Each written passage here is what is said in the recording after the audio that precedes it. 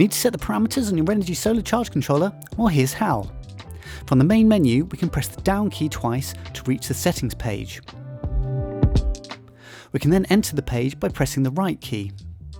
If we use the down key and head to battery type, we can then use the right key to enter and choose that setting. It's currently set to sealed lead acid battery.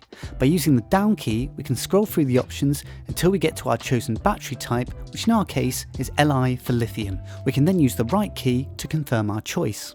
From here, we can now use the down key to head to capacity. Here we can set the capacity of our leisure battery.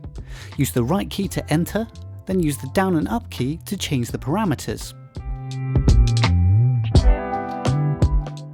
When you're happy, press the right key again to confirm the choice.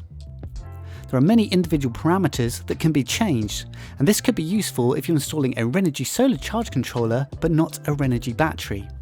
Other manufacturers may have slightly different charging profiles that are recommended for their batteries. If that's the case, we could enter these parameters here, details of which should be in the battery's manual. Because I've installed a Renogy battery, the general charging profile for a lithium battery is already compatible, so no further changes are required. You may want to change the under voltage warning and the low voltage disconnect to something a little higher if you're concerned about preserving the battery, but other than that, we can press the left key to exit the submenu, have a browse through the other pages, then press the left key again to exit to the main display.